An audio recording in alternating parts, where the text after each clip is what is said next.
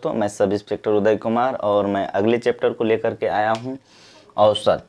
औसत औसत क्या होता है? औसत का इंग्लिश होता है एवरेज। और अब जानेंगे कि औसत क्या होता है।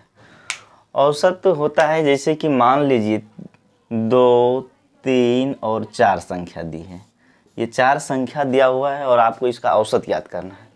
तो औसत का सीधा सा मतलब होता है कि जितना संख्या दिया रहता है उसका योग बटे जितनी संख्या रहता है उससे भाग देना। जैसे कि 2, 3 और 4, इसका योग हो गया। संख्या कितना है? 1, 2, 3, 3 से भाग दे दीजिएगा। इसको जोड़िएगा तो 4, 3, 7, 2, 9, 9/3। इसको भाग कटाइएगा तो 3 हो जाएगा। तो इसका औसत हो गया 3। मान लीजिए कि हम बोलते हैं, कोई ऐसे भी बोलता है कि मेरे गाड़ी का स्पीड 60 किलोमीटर प्रति घंटा है। तो क्या वो गाड़ी हमेशा 60 किलोमीटर प्रति घंटा से चलाते हैं? नहीं। कभी हो सकता है कि 30 चलाते हैं, कभी 60 चलाते हैं, कभी अच्छा रोड मिलने के बाद 90 भी पहुंच जाता है। अब इसका औसत यदि हमको निकालना होता है तो क्या करते हैं, सभी को जोड़ देंगे और कितने घंटा चले, 1 घंटा यहाँ, दूसरा घंटा ये है, तीसरा घंटा ये है, और तीनों घंटा का औसत यदि हमको निकालना हो तो क्या करेंगे? 30 और 60 जोड़ेंगे। 30 + 60 + 90 अब बटे कितना घंटा है? 1 घंटा, 2 घंटा, 3 घंटा। 3 से भाग देंगे। इसको जोड़िएगा तो 30 और 60, 90 90 90 180। 180 में 3 से भाग दीजिएगा तो हो जाएगा 60। इसी को हम कहते हैं 60 किलोमीटर प्रति घंटा एवरेज। चलिए अगला कॉन्सेप्ट में देखते हैं हम।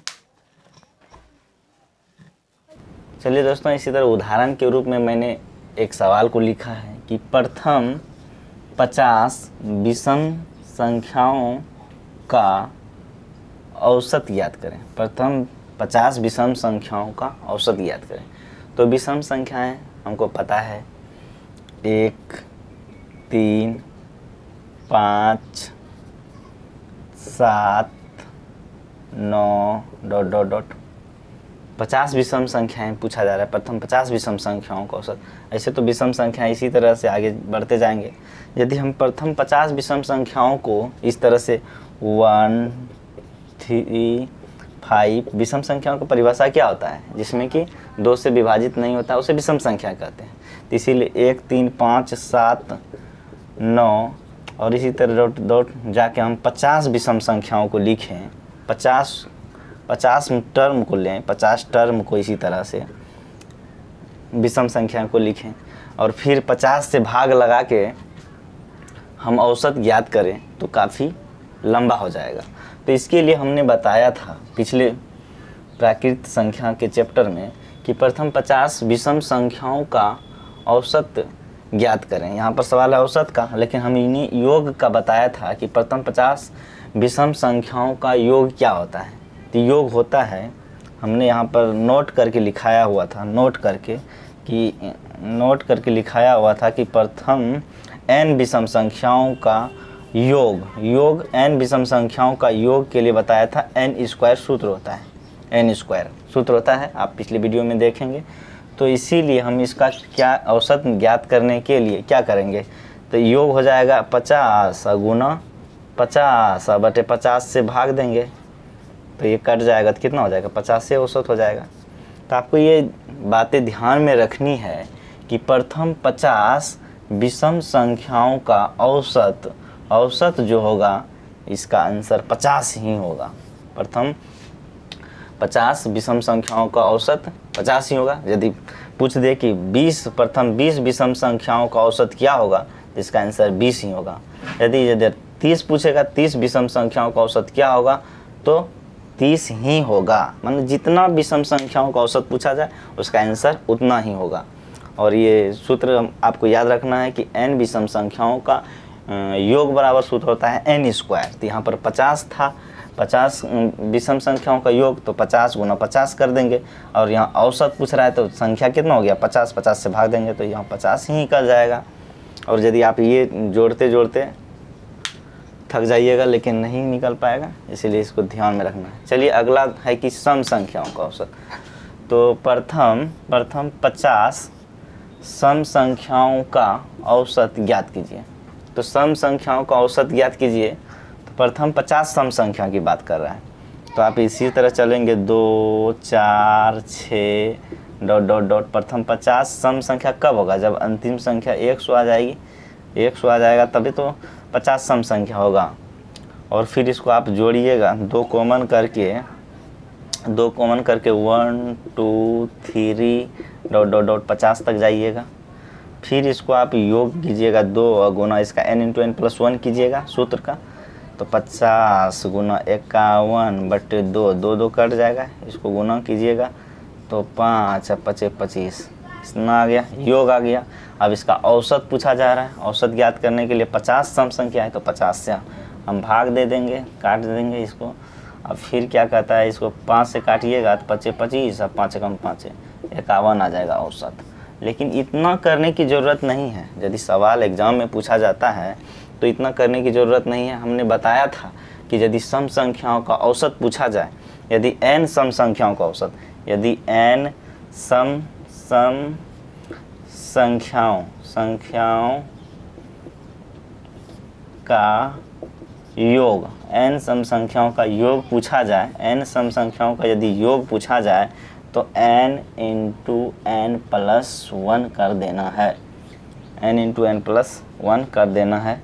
ये यदि आपको याद है तो आप आराम से बना लेंगे। यदि 50 सम संख्याओं का औसत पूछा जा रहा है तो योग पहले हमको निकाल लेंगे, 50 गुना 51, तो योग हो गया। यहाँ 50 का औसत पूछा जा रहा है। औसत क्या करना है कि हमको जितना संख्या दिया रहा था उससे भाग देना होता है। तो यहाँ 50 से भाग दे दीजिएगा तो 50 50 कट जाएगा, देखिए 51 इतना ही आया था। यहाँ भी हम बनाए थे उतना तामझाम करके।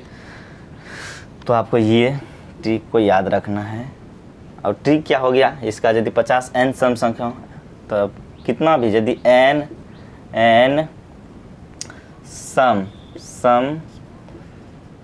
संख्याओं का औसत n सम संख्याओं का औसत पूछा जाए तो इसको सीधी याद रखना है, सीधे से याद रखना कि n प्लस 1। यहाँ पर 50 सम संख्याओं का औसत पूछेगा तो n प्लस 1, 50 से 51 हो गया। 20 सम संख्याओं का औसत पूछा जाएगा तो 20 प्लस 1 21 हो जाएगा। ये इसको याद रखना। और यहाँ पर भी मैंने बताया कि विषम संख्याओं का पूछेगा, जितना विषम संख्या रहेगा औसत उतना ही हो जाएगा। तो चलिए अगले कॉन्सेप्ट में चलते हैं। चलिए दोस्तों देखते हैं अगले प्रश्न में। प्रथम 30 प्राकृत संख्याओं का योग ज्ञात करें। तो हमने अभी विषम संख्याओं का योग ज्ञात करने के लिए सीखे हैं, योग ज्ञात करने के लिए सीखे, औसत ज्ञात करने के लिए सीखे, सम संख्याओं का भी योग ज्ञात करने के लिए पहले वीडियो में सीखे, फिर उसके बाद औसत ज्ञात करने के लिए सीखे। अब देखते हैं कि प्रथम 30 प्राकृत संख्याओं का औसत ज्ञात करिए। औसत पूछा जा रहा है तो प्राकृत संख्या जानते हैं 1 2 3 4 और डॉट डॉट डॉट 30 तक। अब इसको जोड़ के और 30 से भाग देना है। तो हमको पता है कि 1 2 3 4 डॉट डॉट डॉट 30 तक। अब ये प्राकृत संख्या है, प्राकृत संख्याओं का योग क्या होता है, n इंटू एन प्लस 1। तो 30 गुना 31/2 इसका सूत्र होता है। प्राकृत संख्याओं का योग का सूत्र होता है n इंटू एन प्लस 1/2, ये सूत्र होता है। तो यही सूत्र लगा दिए, 30 गुना 31/2। इसको काटिएगा तो आ जाएगा 15 दूना 30, 15 आ जाएगा। इसको गुना कीजिएगा तो 15 एकम 15, 15 करीब 5, हाथ रहा 1, अपना आते हैं 45 से 46, इतना योग आ गया। इसका हमको औसत निकालना है। तो औसत निकालने के लिए हमको क्या करना होगा, तो 30 से भाग देना होगा। औसत ज्ञात करने के लिए 30 से भाग देना होगा। तो इसको कटाइएगा तो 15 दूना 30, अब 15 तिया 45, 15 तिया 45, 1 बच जाएगा, 15 एकम 15। अब आ गया 31/2, इसको काटिएगा तो 15.5 आ जाएगा। औसत आ गया। प्रथम 30 प्राकृत संख्याओं का औसत क्या होगा, तो आ जाएगा यहाँ पर 15.5 आ जाएगा, ये आंसर हो जाएगा। लेकिन इतना करने के लिए एग्ज़ाम में टाइम नहीं रहता है।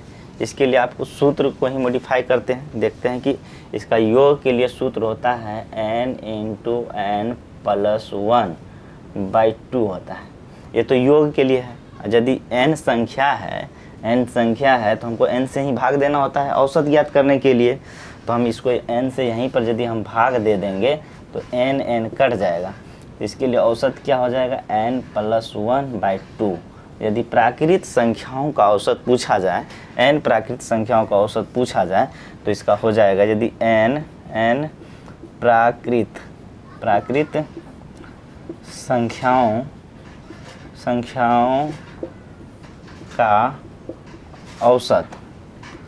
का औसत पूछा जाए तो क्या होगा, n + 1/2। यहाँ पर निकाले हैं हम सूत्र को सोल्व करके, n + 1/2 हो जाएगा। तो यहाँ पर 30 प्राकृत संख्याओं का पूछा जा रहा है, तो यहाँ क्या हो जाएगा, 30 + 1/2 करेंगे तो बराबर 31/2 है। इसको काटिएगा तो 15.5 आ जाएगा। देखिए सोल्व भी किए तो इतना आया, और ऐसे भी बनाए तो इतना आया। तो आपको यही ट्रिक को याद रखना है कि n प्राकृत संख्याओं का औसत बराबर n + 1/2। चलिए अगला सवाल देखते हैं। अब यहाँ पर देखिए कि संख्याएं कुछ दिए हुए हैं और इसका औसत ज्ञात करना है। तो औसत ज्ञात करने के लिए इसके भी दो नियम हैं। यदि समान संख्या में वृद्धि हो, देखिए 10, 20, 30, 40, 50, 60, 70, 80, 90, यहाँ पर 10-10 की वृद्धि हो जाएगा। तो यहाँ पर जितना संख्या रहता है उसके बीच वाले संख्या को औसत मान लेते हैं। देखिए जहाँ पर 1, 2, 3, 4, 5, 6, 7, 8, 9 है, तो इसका बीच वाला कौन हो गया, इधर 4 संख्या छोड़ देंगे इधर से और 4 संख्या इधर से छोड़ देंगे, तो बीच वाला 50 संख्या आ जाए, तो औसत हो जाएगा इसका 50। यदि आप इसको जोड़ कर भी बनाइएगा तो 50 ही आएगा। देखते हैं, 20 और 10 और 20, 30, 60, 60, 40, 100 आ गया, इधर 100 आ गया, इधर भी जोड़िएगा तो 90, 80, 170 और 70, तो 240 और 60, 300, इधर 300 आ गया, और ये 50। इसको सबको जोड़िएगा तो 300 और 100, 400 और 450, यानी कि 450 आ जाएगा। इसको 9 गो संख्या है तो 9 से भाग दीजिएगा तो 9 × 5 = 45, 50 ही आ गया। तो इसको सीधे से बात याद रखना है कि यदि समान संख्या में वृद्धि हो तो बीच वाला संख्या औसत होता है। फिर यदि इस प्रकार का रहे कि 2, 5, 8, 9, 12, 15, 19, अब देखिए यहाँ पर 3 का वृद्धि है, यहाँ भी 3 का वृद्धि है, लेकिन यहाँ पर 1 का वृद्धि है, फिर यहाँ का 3 वृद्धि है, यहाँ 3 वृद्धि है, फिर यहाँ पर 4 का वृद्धि है। तो यहाँ पर समान वृद्धि नहीं हो रहा है, तो इसको हम डायरेक्ट नहीं कर सकते हैं। इसके लिए हमको क्या करना होगा, इसके लिए हमको करना होगा कि जोड़ कर ही भाग देना होगा। इसका सीधा सा बात है, जोड़ करके भाग देना है। तो जोड़ते हैं, 2 और 5, 7, 7, 8, 15, 15, 9, 24, 24, 12, 36, 36 और 15, 36 और 15, 51, 51 और 19, 70 आ जाता है। 70 योग हो गया, और संख्या है 1, 2, 3, 4, 5, 6, 7, 7 हुआ है, 7 से भाग दीजिएगा आ जाएगा 10, और इसका औसत 10 था। तो चलिए दोस्तों, आज मैंने औसत का बेसिक टॉपिक को बेसिक सवाल को देखे हैं, और इसे आप समझने का प्रयास कीजिएगा। और जो मैंने कॉन्सेप्ट और शॉर्ट बताया है, शॉर्ट को आपको ध्यान में रखना है ताकि एग्ज़ाम में समय की बचत हो सके। तो मैं इस वीडियो को यहीं तक रखता हूँ। जय हिंद।